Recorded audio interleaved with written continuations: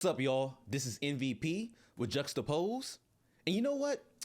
Do you want to go back to the office? Because I do not want to go back to the office. But I think we have to go back to the office. Let's talk about it.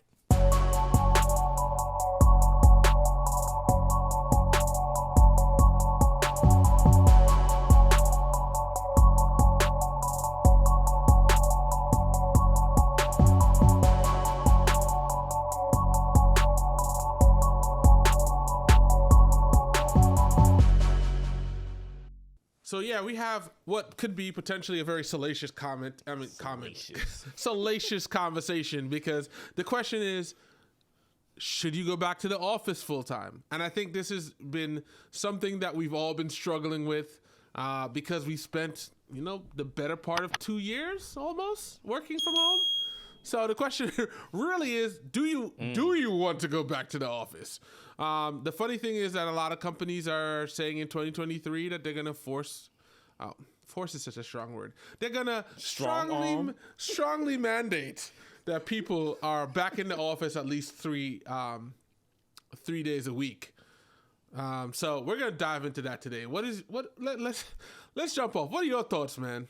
Well, first of all, I just want to mention that I kind of miss going in person for the podcast. Like, we tried it, the last recording, and I was like, yo, this is nice. Yeah. So when we're talking about in person versus, remotely, I do like my setup, but the in person kind of just gets some type of different energy. Yeah. And if you think so, comment below, watch the one where we're in person, and watch a couple of ones where we're remote, and let us know what the vibe is like, right? So, but I just want to say, here at In Crowd, we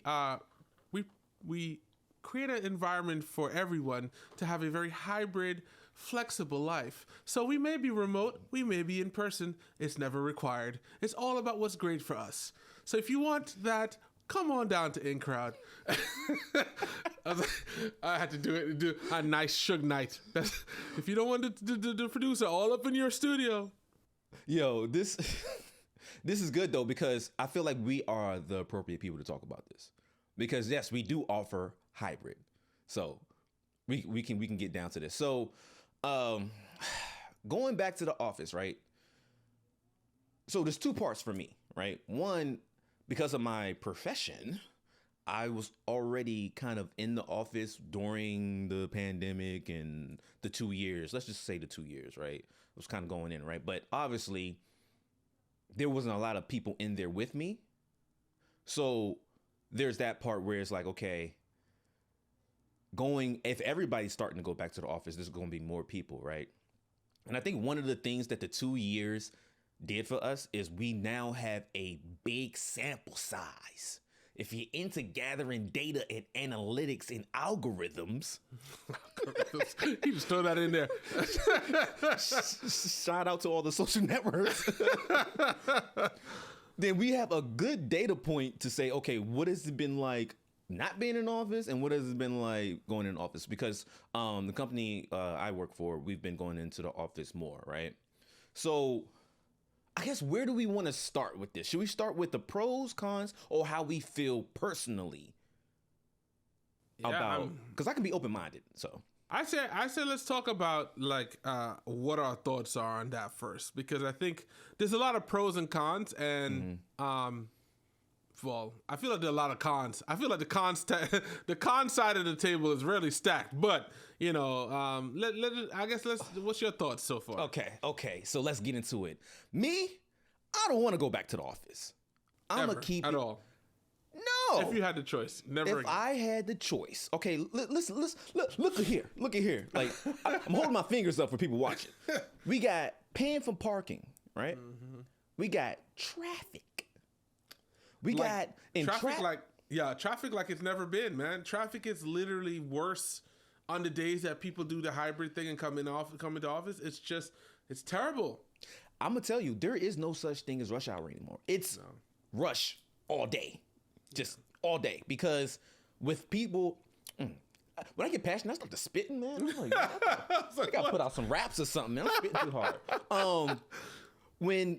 When there's the hybrid thing, people tend to not be at work. So they're out doing stuff, right? And now there's no, like, remember it used to be like 9 to 5, right? Now people's hours are all over the place because you can do maybe like 3 hours at work in person, hybrid, right? And then come back home and do more work. And then go off and do whatever you want to do. Or like there's a lot of flexible things, right? Like maybe some people have to go in all day, but then the next day they're remote and they might be able to do some errands while being remote. So the traffic is crazy, right? Then with going from not having to deal with people, for me personally, and this is me personally, MVP, with me in my profession, and let me just put it out there, I'm an IT support specialist, right? So I do IT. And one of the issues I run into when I'm in person is that people run up on me for IT needs, right? And I found that I was more productive in getting all the things that I need to get done as far as my department and company is concerned when I was remote. Now, as I'm going back into the office more, I'm noticing there's that gap, right? Like, okay, that gap of time where people are walking up on you. And then the thing is, at least for me, I'm personable, right? I'm not going to just shy away after you ask what you want to ask me, right? I'm going to, so I haven't seen you in like 2 years, you know, like, you know, how's the wife? How's the kids? How's the dog? You know? So sorry for the cat lovers out there. But I'm like, those interactions, I guess I would say to companies, if we want to build a culture, those interactions that they strive to accomplish, those take time out of actually getting your job done, right? So for me, I'm like, where's the balance?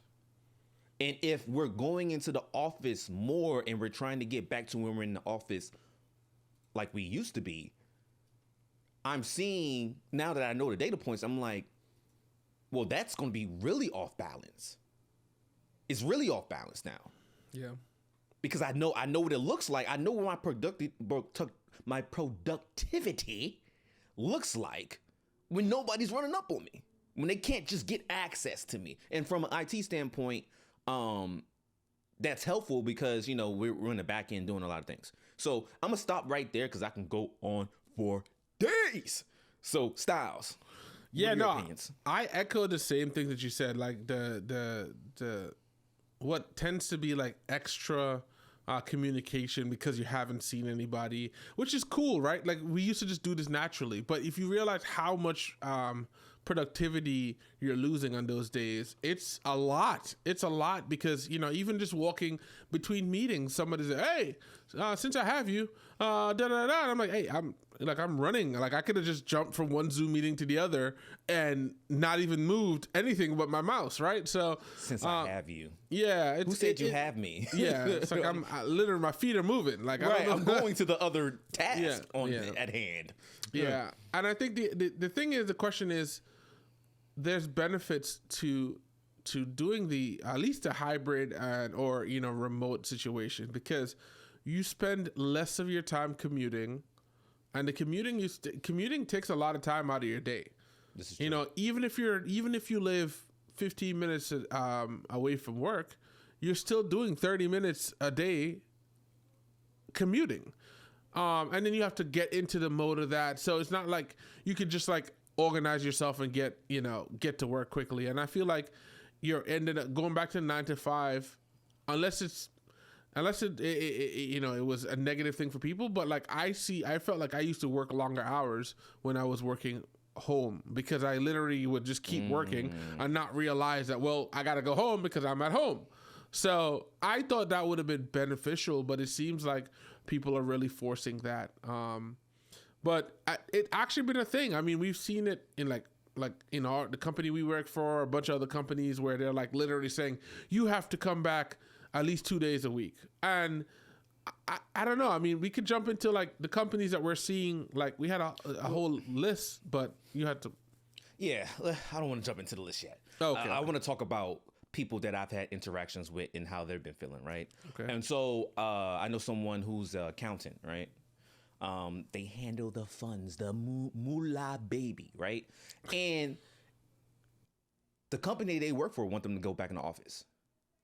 And I asked them, I said, hey, because it's a little bit different for IT because we got to do some physical things, but this is accountant. They're not doing anything physical. They're on the computer, calculating, handling invoices, doing bills, you know.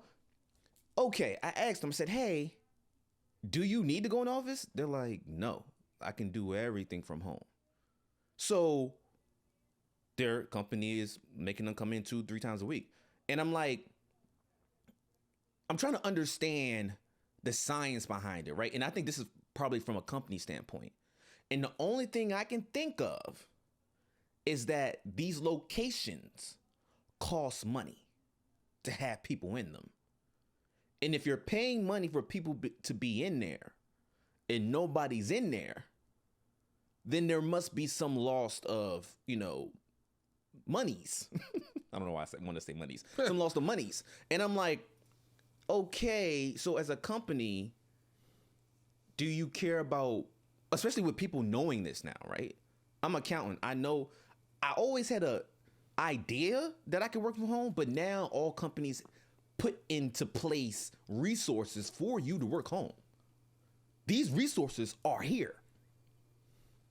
You know what I'm saying? Like, they probably didn't figure it out beforehand, but they damn sure figured it out now. Mm-hmm. And so it's like, okay, so you're telling me I have the resource to work home, but you want me to come in.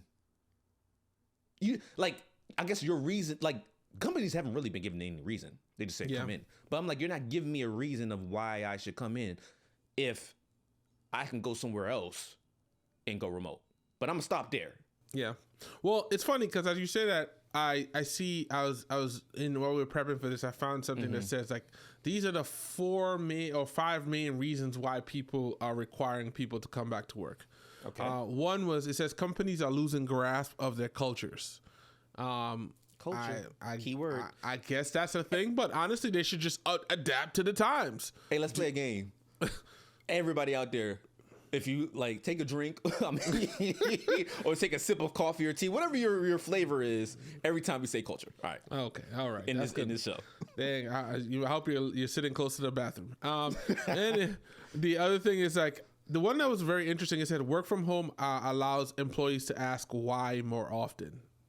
I don't really get what that means. It says working from home changed the pace enough to give people time to pause and reflect on their current choices and their futures.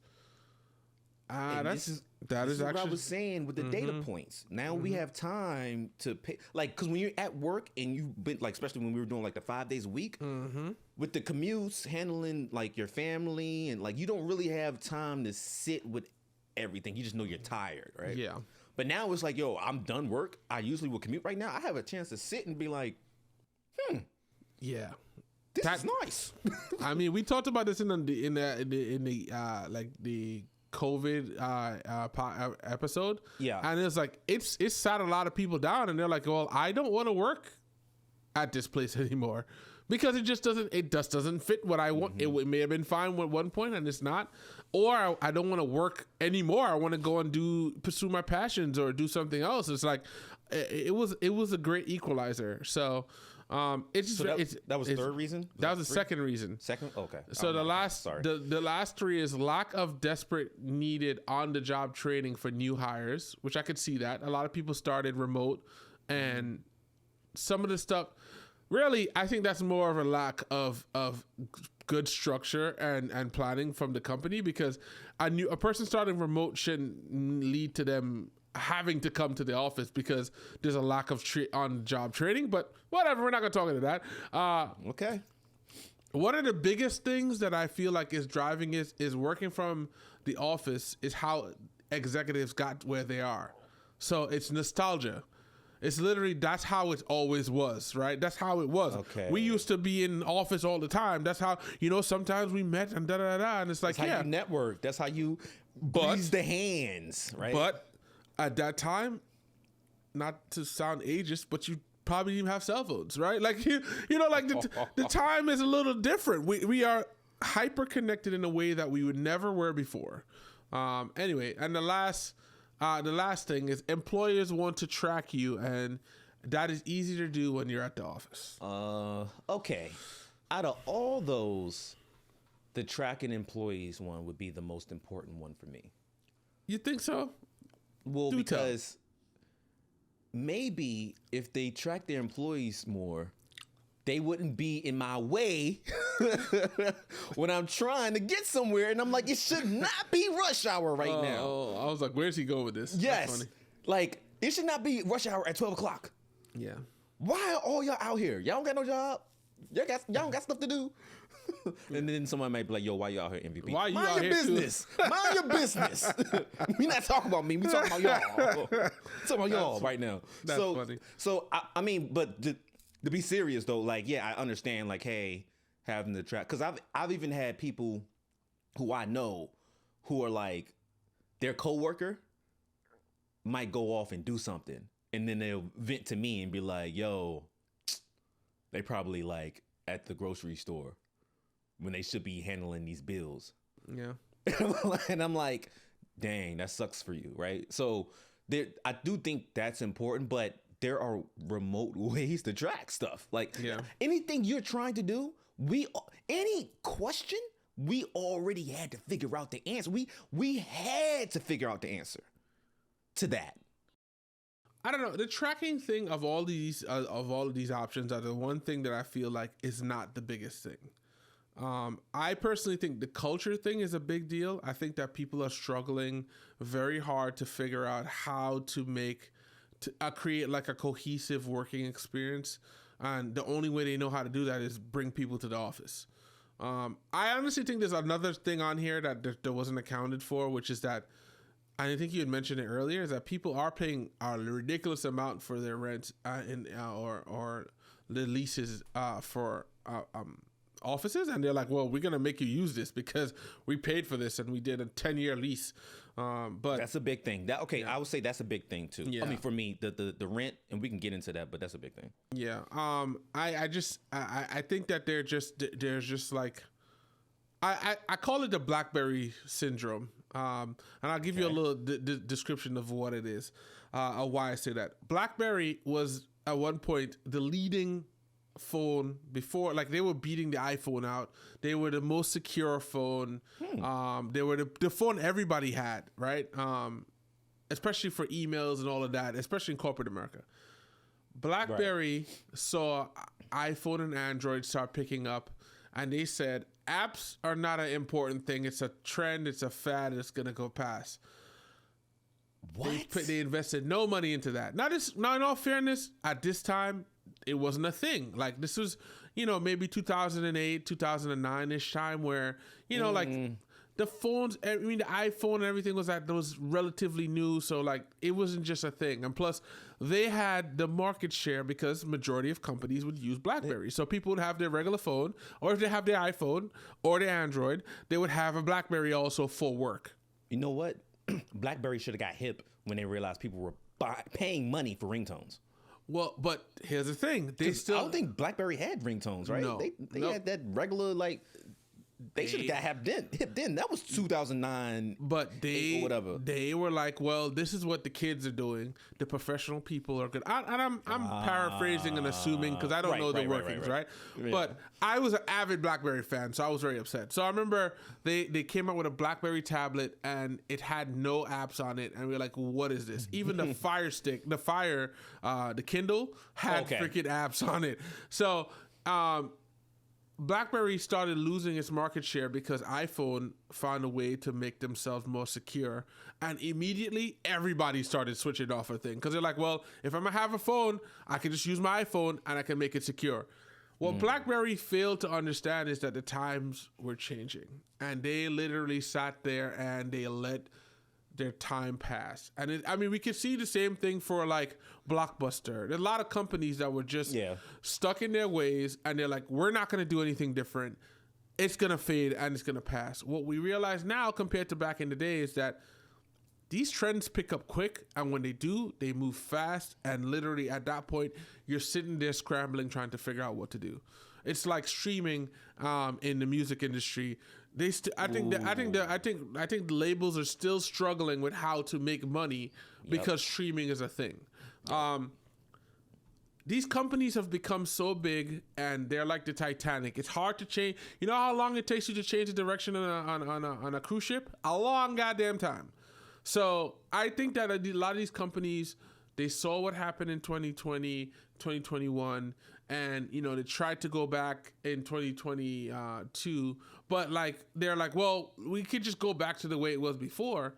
But is it really helping your morale or your culture?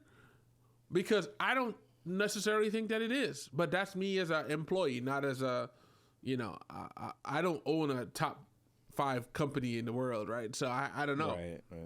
So to the piggyback off that, mind you, I don't have actually do have a company, but I don't have a big major not large company, right? But from my standpoint is, if this happens again, and this is and I don't think it's a big if, to be honest with you. If this happens again, what are you going to do? So my idea from a company standpoint, and obviously we do know that some companies can't do this. Like, for example, Disney. Like the actual theme park. The theme park? Yeah, because obviously you have to physically be at the park, right? But for companies, and I'm seeing companies who have the ability to not have to do physical, still want you to come in the office. And I'm like, hey, you're spending all this money for this location, right? I'm pretty sure any company is aware that all the companies that weren't ready for remote, they went out of business if they couldn't adapt fairly quickly. I don't want to put myself in a position. I'm like, as a big company owner, you have to be paying attention to the streets. So I'm gonna just assume they're paying attention to the streets. And I'm like, hey, I am not going to put myself in a position, and maybe this is for medium-sized companies, because big companies might not care, but I'm not gonna put myself in a position where people can't get their job done because they don't have a location to get their job done, right? Yeah. The answer to that is remote. It doesn't matter where you at. You can always get the job done. And I'm like, for me, if companies say that, like, oh, we're paying the rent and all this other stuff, I'm like, hey, you wouldn't have to worry about rent if you just did remote. Yeah. I mean, I can understand the collaboration part, but the most annoying thing is to literally go to the office to get on a Zoom meeting with somebody that's at home.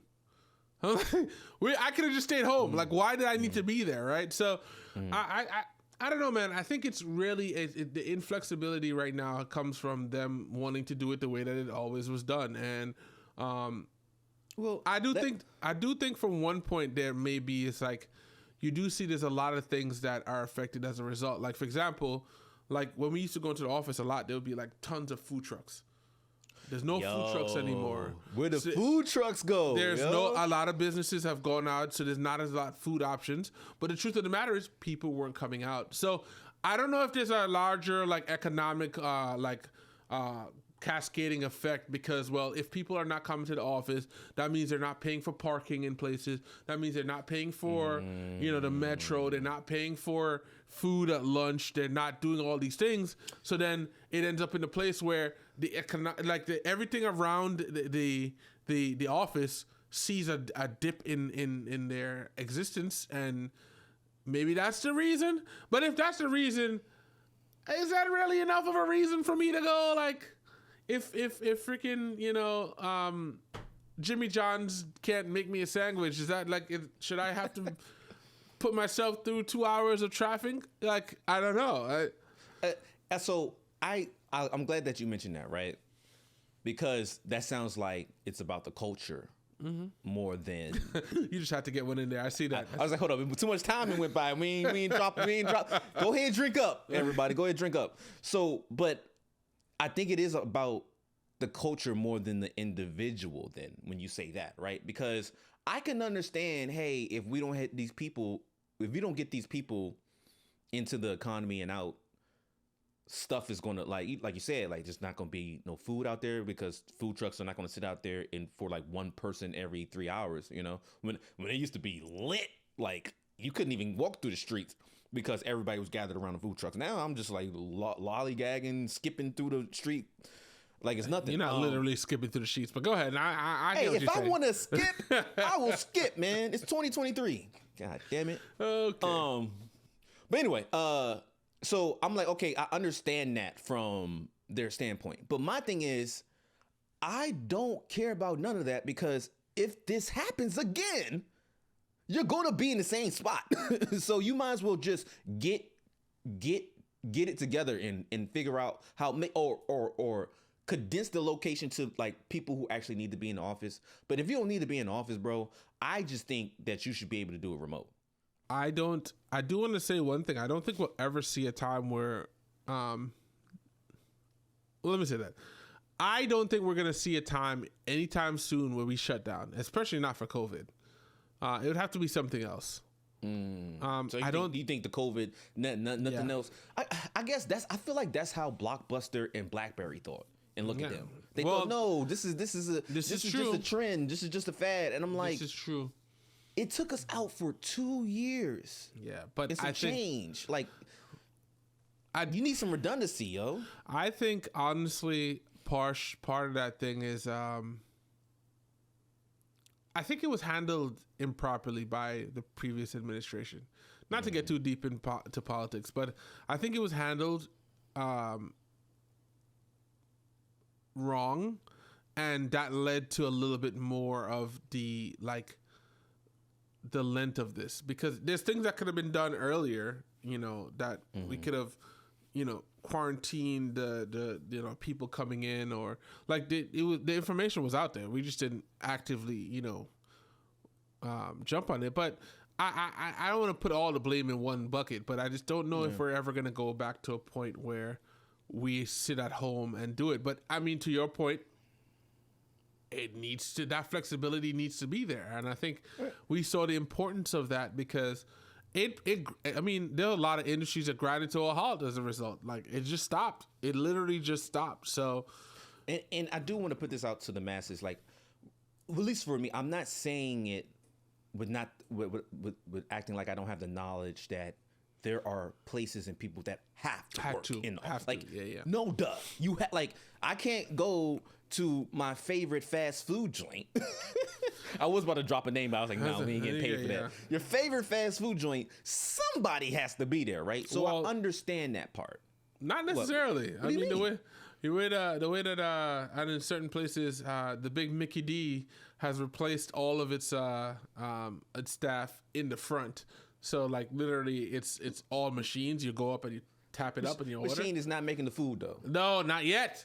But we're not far off, I don't know about anyway, machine making my food. That might be another day. But anyway, that's another conversation. Like, that was kind of what my point. I'm like, somebody has to be in there making the food. Someone has to be in there putting the clothes on the hangers and like selling the clothes and stuff, right? Well, the clothing one doesn't matter because you can buy all that stuff online. You don't even need to.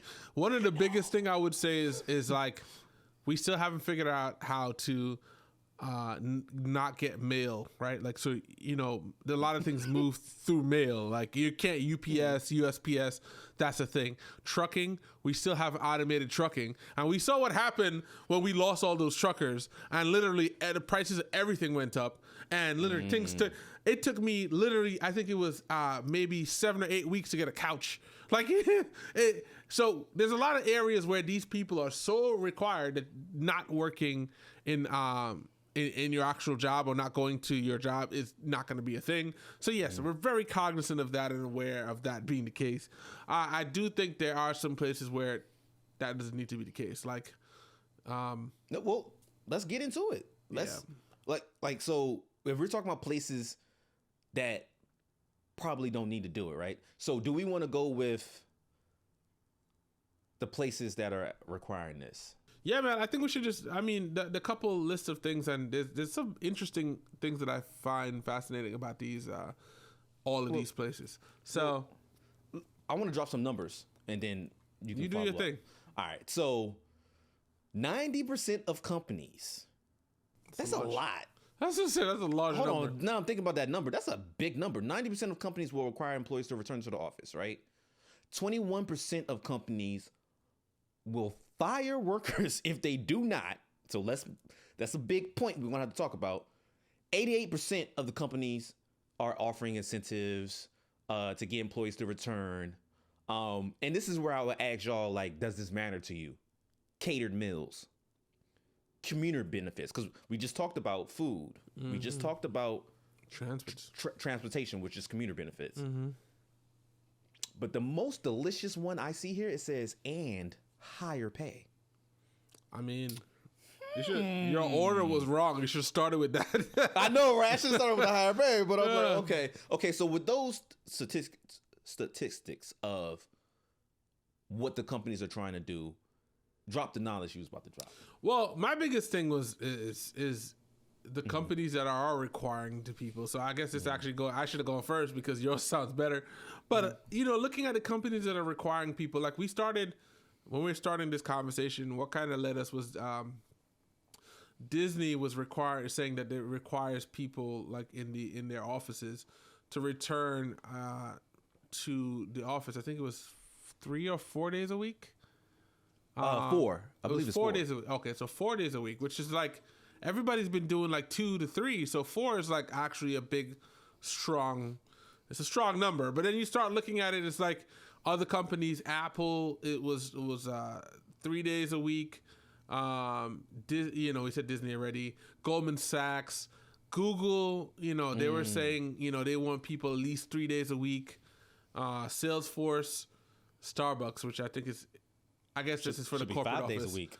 That's a corporate day, office. Saturday, Sunday too. We need our coffees and teas, man. And then we have the I want to say the dumpster fire run by Elon Musk Twitter, that it was requiring people to everybody to show back up for 40 hours a week. So the thing that was very interesting about all of these companies that were mentioned is that they have laid off so many people in the last couple of months, right? And it's like, are you now kind of like forcing the people to come back because you want to, like you said earlier, you want to keep your job, you got to show up to work. Well, I'm gonna say I think that they're laying people off because of the whole rent thing. These companies before the pandemic, they put a lot of money into putting like plants in the ceiling. So, and making it just the most beautiful workspace, right? And it's like, okay, you know how contracts work. You're locked in for a certain period of time. You plan to be in this building or this location for 10 years. And now you're like, hey, we don't have enough people coming in. We need to cut somewhere. That's the only thing I can think of why companies are saying, hey, if you don't come in, we need people to be here so we can justify these bills we're paying. But it's a very short-sighted reasoning in my mind. It's like, yeah, okay, cool. That if it's just about the justification of spending the money for that location, it seems like it's very not well thought through. Especially going back to the why question. I think that's really the highest driver. That's why we saw like the Great Resignation where people were just quitting. There was so many people quitting and just doing other things. Yeah. And that was a real thing. I think that is the real question. I mean, people's priorities change. I mean, I know my priority changed. I was in an apartment. I was like, I refuse to be in an apartment anymore. I do not want to do it anymore. Like that thing, that literally shifted how I moved my whole life. All right. So I understand it. I get it. But the question is like, how do you expect to say you have to come back to the office because we pay so much in rent? Like, and I think no one's saying that, but like, if that was the case, I think that's a foolish reason. And it's a reason that make you question the company you work for. And that's where I think the other stuff comes in, right? They're like, oh, we can't tell them that. So let's say the culture, right? Let's make it more about, hey, we want people to collaborate. We want people to feel included in the company. But behind the scenes, the people are like, yo, we need to get people in here. But you can't just say that because people are like, well, that seems selfish. And like, we already know companies are entities and we already feel like they are about them and not the employee. it's almost like, yo, you need to help us out, right? Like we need you to come into the office to help us out. So, because I'm like, if we're saying this, why are you letting people go?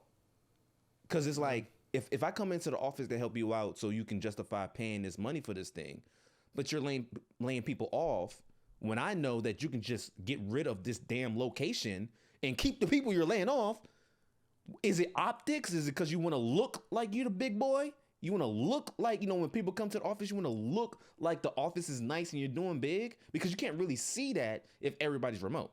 Yeah. But so where's the truth here? I don't know. That's what I say. I have a hard time with the office, like keeping the office because of the rent thing. I think that might be a part of it, but like, I think the biggest thing really does come down to the culture conversation. For employees who have started at a place remote, there are people who literally never met their coworkers. Okay. So that part I can understand, right? Like that's the culture part I can't understand. You don't know your coworkers. They feel like, the cohesion of the place, and this the better experience around culture is when people are face to face, they're in meetings, they're going to lunch together, stuff like that. So, did you really know your coworkers when you were in person? I mean, because me personally, it didn't affect me. like I've been in the office before all this pandemic stuff happened, and I didn't really get to know my coworkers. Well, maybe the people in your department. I don't know. I feel like, especially with with my job, I was forced to be very cross functional in my interactions. So, there were a lot of people that and then I've been at my company for a long time. So, well, at the company that I work for, not my company, for a long time. So it's people know you, people are gonna come to you for certain stuff. But honestly, I don't feel like that changed at all in during the pandemic time. I think the people just left. So the people who were there left, and then new people came in, and they might not know. Well, you need something done, you have to talk to IT, and this is who you got to talk to, or this is what you got to do to make sure that IT's happy and they don't slow down your requests. Like those things, it's just a weird. As an IT professional, I would never do. I mean, you speak for yourself. I said I.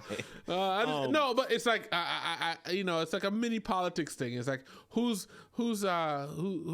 palms need to get greased. Not to say you gotta pay me to get stuff, but like when I need this, you help me out with that. Like that's just how it's the politics of the office, and maybe that's to the point of the company owners. It's like you're not able to make those connections if everybody's remote.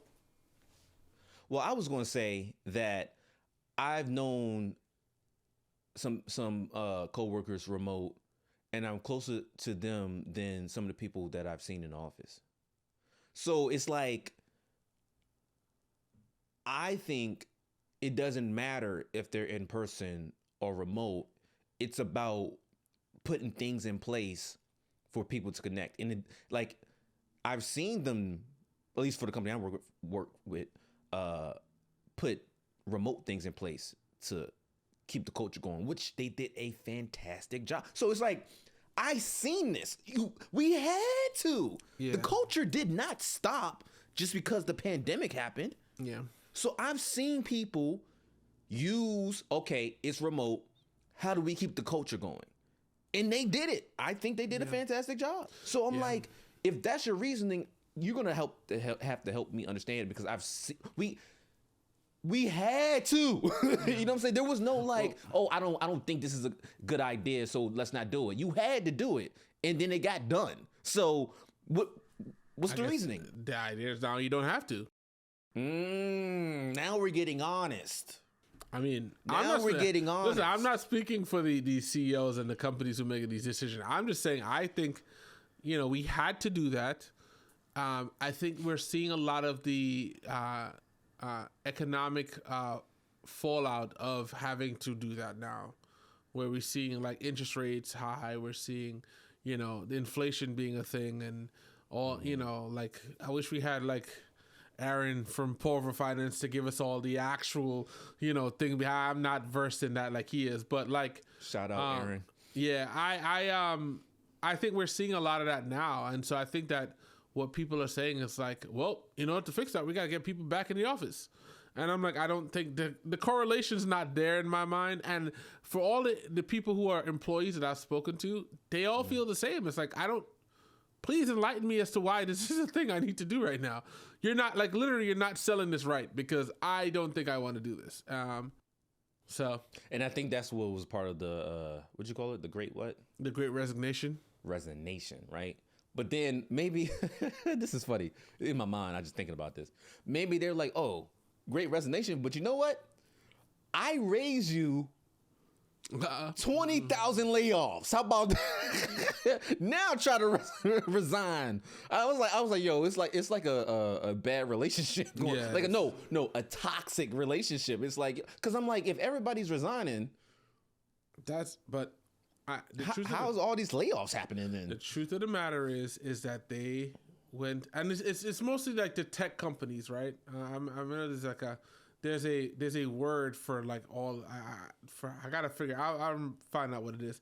But the word. I think they were hiring for all of the. It's like for all of the companies. It's like I'll look it up. But yeah, I think that the biggest thing here is that it was mainly tech, and tech has been hiring for a long time, and they haven't. That whole thing hasn't kind of recalibrated in a long time. So I think they're seeing that. And I don't necessarily think it's because people were resigning. I think they were just hiring, and not necessarily balancing their staff properly. But I think it has to be 4 times harder now to balance your staff by forcing them to come into the office in a point where it's like it feels a little bit manipulative, because you literally can't you have no choice. It's like either you lose your job or you go find somewhere else, or you come into the office. I don't know. And so at the beginning of this, right, because I think 2023 has been a major change, but when the pandemic was strong, and then like 2022, 2021, I felt like, hey, you could get another job somewhere, because remote is going crazy right now, right? People are like, we can't get enough remote workers in because of, the situation that's going on.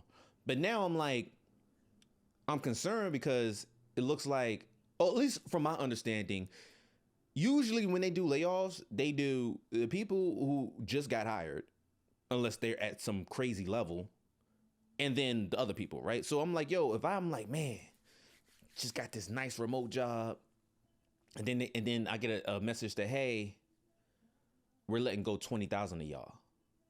I know I'm on the chopping block. They don't even know me from a can of paint. I don't know why I want to say can of paint. Can of paint, yeah. Like what? I think I've heard it for quite a bit now at this time, at point in time in my life, and I'm like, I don't even be dealing with paint like that. But anyway, I'm like conflicted, because I'm like, at one point I'm like, yo, you could. I was telling my friends, I'm like, yo, you can get these remote jobs, bro. They're out here. But then I'm cautioning people now, because their answer to that is just to lay off a bunch of people. So I'm like, right now, maybe you do want to go in the office, because you might not have a job. Well, I think the thing is, you have to really be cognizant of the fact that we're talking about like a few companies, right? That's how I was looking up the name. It's Fang. It used to be Fang, and now they changed it to Mama, whatever. So Fang was Facebook, Amazon, Apple, Netflix, Google, but now it's no longer Facebook. It's Meta. So I don't know. And that also Fang didn't include Microsoft, which was a big one there. So I think that's what the Mama. It's just a weird name. Yeah. Anyway, because I was gonna say, Microsoft is supposed to be as of like a day ago, they're supposed to be releasing another more set people. of people. Yeah. But there are other industries that are doing well. So it's really big tech that is really doing the layoffs. I mean, you're seeing other companies do it as well. But like, I think what the big numbers we're seeing are mostly from these big companies, which the truth is they probably had a lot of extra people, or they've been hiring aggressively and they never, like, that thing just never recalibrated. And unfortunately they had to recalibrate now. So you don't think it's because there's two parts. One, it could be what you're saying, or that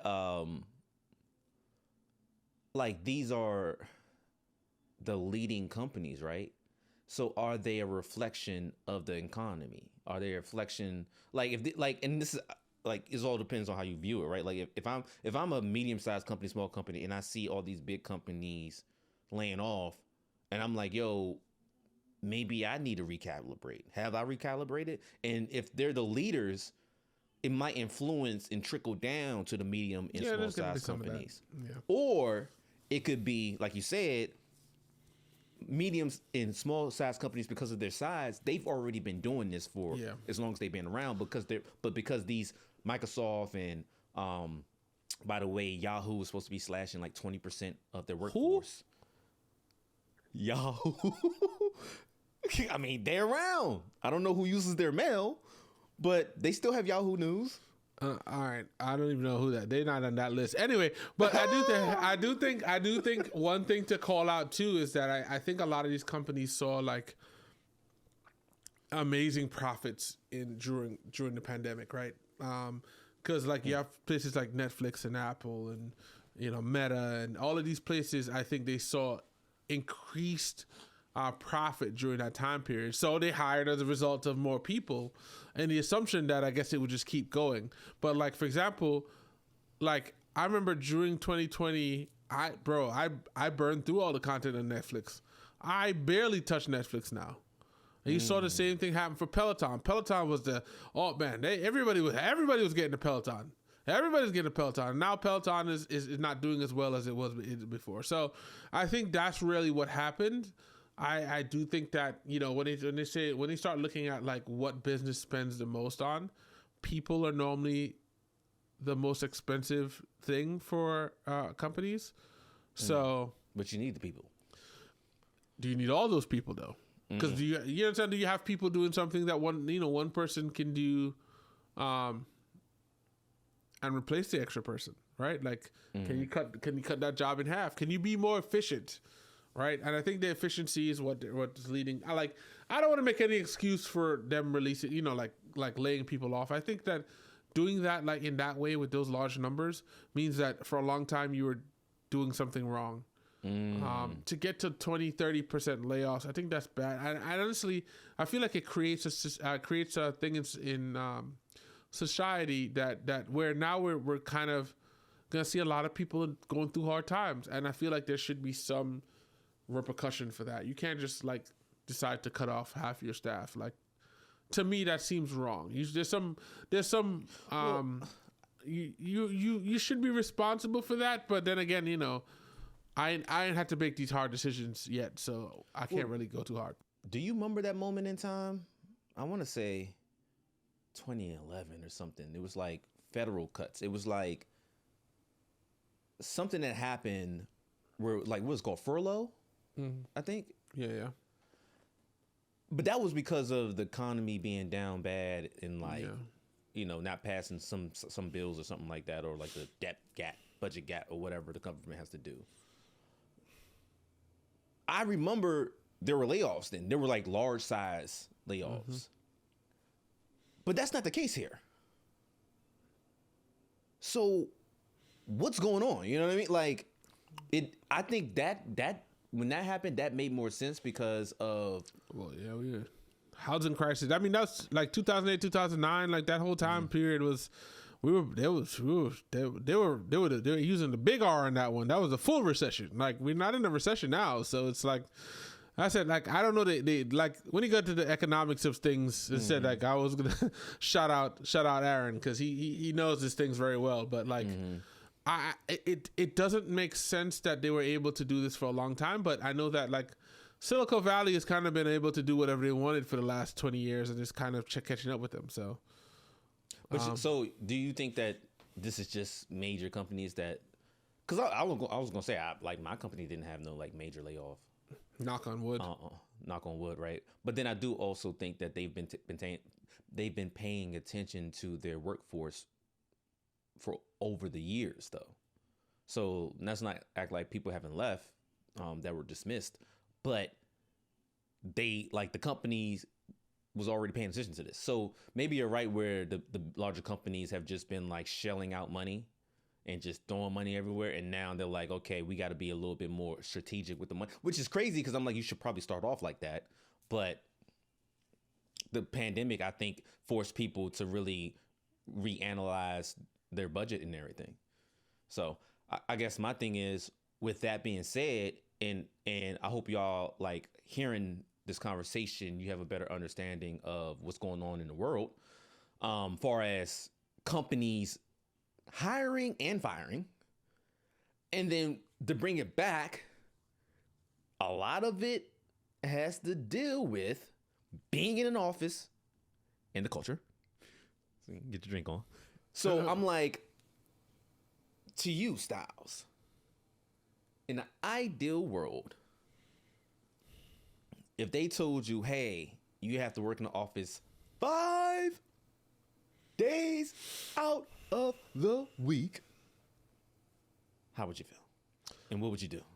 I don't know, man. It really depends. I mean, I think that I can see a time where I'm going in 5 days a week, but like it's probably going to be less hours though. I'm not like, if you're telling me I have to do 5 days a week and do 9 to 5, I don't know if I could do that.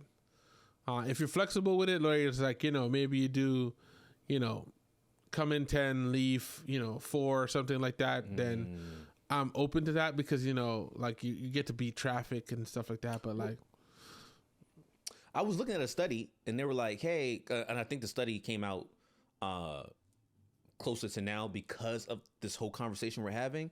And they were saying that they've noted, and obviously the study has like did the research.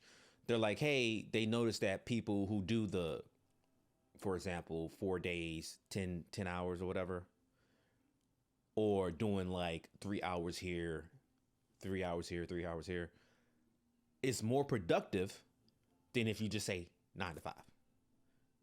And you have to do, because they were saying like the way your brain works is that, saying like by the time you get into that like evening, like 2, 3, your brain has done so much work and thinking about whatever the hell it's been thinking about that you're not as productive as you was when you those first 3 hours. And I was like, that's interesting, because I think the 5 day thing, 9 to 5 thing is because of what you said earlier. It's been the norm. It's what we've been doing. This is how the executives have come up. But it's like, but are we being productive? And so I'm like, for me to go in the office, I don't need to go in the office to be productive, right? For my job, I just need to get certain things that are physical, and then I can be out, you know what I'm saying? But it's not about what I want or do, it's about the company. So I don't know where to go with it, because I'm like, I don't want to be fired. So if I have to come in, I have to come in. But I do want to say to the companies out there, like, make it make sense. Because I'd rather you just tell me, I'd rather you just be honest with me. Say, hey, we paying too much here. We need you to come in. I'd rather you say that than tell me, oh, we need to like fix the culture. And I'm like, bro, the culture don't stop. No, like, you know what I'm saying? Like, some people feel like it does, though. I mean, honestly, I can keep going on about this. I feel like the culture argument is the one thing that I can honestly say I could understand. Because, like, just like think of people who started remote and you're not necessarily gelling with everybody. You don't know people. I've had, like, especially with IT, I feel I had people start remote that don't know, like, who I am and what I do. Like, like, you gotta know. Like, yeah. So, I don't know. But I think at this point we've kind of talked about this long and hard here. So, we could go ahead and wrap this up. I mean, I definitely want to say for the record, you know, for the people who've definitely lost their jobs and have to kind of figure that out, wish you the best. You know, send positive energy your way as you try to find something else. Because, you know, finding a job out these days is like almost as hard than finding a significant other. It's all the apps and stuff for the jobs is just as bad as Tinder, you know? So it's tough out here in these streets. So wish you the best. It's tough. Wish you the best. But so with that being said, it's been fun. This has been an interesting conversation. I want to say for sure we didn't take lightly of anybody having any, you know, hard times as a result of this. It's just more us, you know, diving into what our thoughts are on, well, going back to the office. Like, you know, like we talked about initially going back, but now it's like, well, being forced to go back more than 2 or 3 times a week. So I do want to add one thing though. Okay. I do want to say that I do think that the individual has more control now. Oh yeah. And so I would say do your research. Really, like, because I feel like people were more forced into things back in the day, but now do the research and figure out if that's what you want for your life and if that works for your setup. Yeah, that aligns. Because aligns with your setup. Because I'm telling y'all, there's options out there, but you do have to take risks and do the research and understand what's best for you. But if you're stuck in a situation where you're like, man, I'm stuck, right? There's options out there, and that's what I would say. Yeah, no, 100%. I feel more than before. I feel like 100%. I think that the biggest thing right now is literally making the decisions that match what you want, and we've been forced to stop and think of it like so. Let's just, you know, make better decisions and go out there and pave the way for the life that you want, man. Because I think that's the one thing that's clear. Like, pave the way for the life that you want. So. On that note, it's been fun. Talk to y'all later. If you made it this far, you already know what I'm about to say. You're real. You're the real MVP. So we'll see y'all again not too long from now.